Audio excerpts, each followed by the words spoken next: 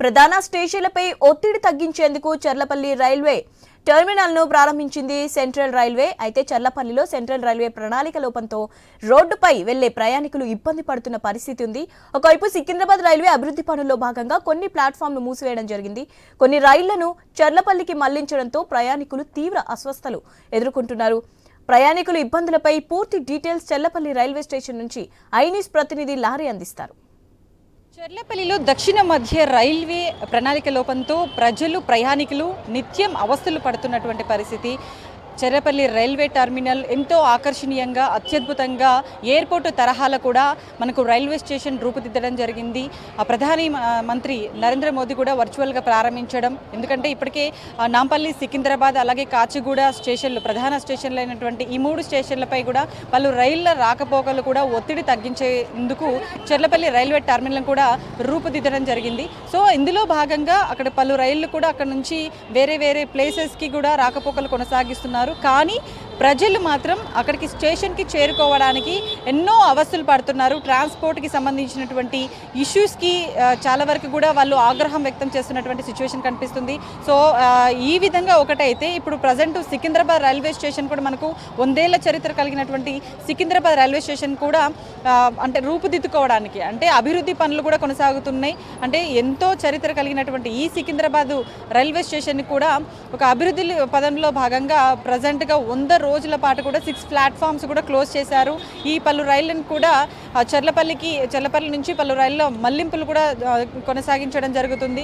అందులో భాగంగా చర్లపల్లి రైల్వే నుంచి మామూలుగా కొన్ని ప్లేసెస్కి వెళ్ళడానికి నిత్యం ఎంతోమంది ప్రయాణికులు ఇబ్బందులు ఎదుర్కొంటున్నారు. మామూలుగా మనకు సికింద్రాబాద్ చిలకలు కూడా అక్కడికి వెళ్ళాలంటే మనకు దాదాపుగా ఇక్కడ సికింద్రాబాద్ నుంచి వెళ్ళాలంటే ఒక 10 రూపాయలు పెడితే వెళ్ళొచ్చు. కానీ చర్లపల్లి రైల్వే స్టేషన్ నుంచి ఇక్కడికి రావాలంటే 250 నుంచి 300 రూపాయలు ఆటో క్యాబ్ బుక్ చేసుకొని ఇక్కడికి రావాలంటే ఇలా వాళ్ళకు చార్జెస్ రూపంలో ఎక్కువగా పడుతున్నాయని చెప్పేసి ప్రయాణికులు ఆందోళన వ్యక్తం చేస్తున్నారు.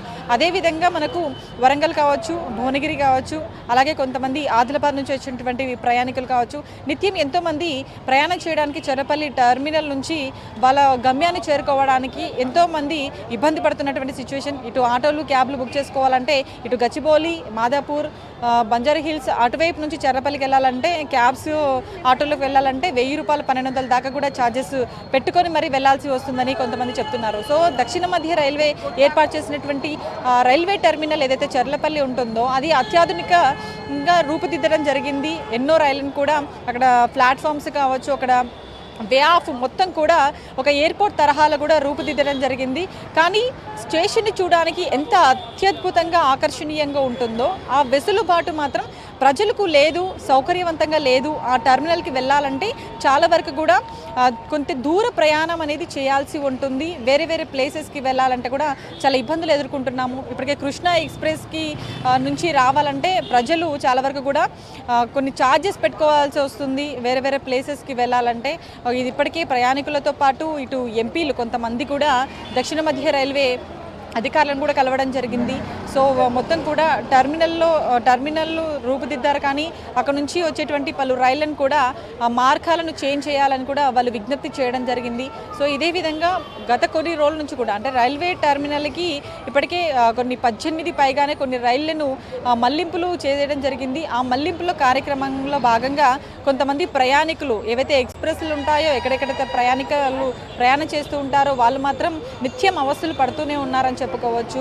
సో సికింద్రాబాద్ అయితే అందరికీ కూడా వే ఆఫ్ వాళ్ళకి వెళ్ళే చోటికి వే అనేది కరెక్ట్గా ఉంటుంది కాబట్టి వాళ్ళు వెళ్ళేటువంటి గమ్యాన్ని కూడా ఈజీగా చేరుకోవచ్చు. ఇక్కడ దిగిన తర్వాత వెంటనే బస్ స్టాప్ ఉంటుంది, లేదా ఆటో క్యాబ్స్ ఏదో ఒకటి నిత్యం ఇక్కడ రద్దీగా ఉండే ప్రాంతం కాబట్టి ఏదో ఒకటి వెహికల్లో వెళ్తూ ఉంటారు. సో కానీ చర్లపల్లికి వెళ్ళాలంటే ఖచ్చితంగా ఏదో ఒకటి బుక్ చేసుకొని వెళ్ళాలి. అక్కడ నుంచి బయలుదేరాలంటే కూడా ఎంతో డబ్బు ఛార్జెస్ పెట్టుకోవాల్సిన సిచ్యువేషన్ అయితే మనకు కనిపిస్తుంది. సో ఓవరాల్గా అయితే చర్లపల్లి రైల్వే టర్మినల్ వచ్చిన తర్వాత చాలామంది ప్రయాణికులు అయితే ఒక రకంగా ఇబ్బంది పడుతున్నారని చెప్పుకోవచ్చు. కెమెరా పర్సన్ సిద్ధుతో లహరి, సికింద్రాబాద్ రైల్వే స్టేషన్ నుంచి.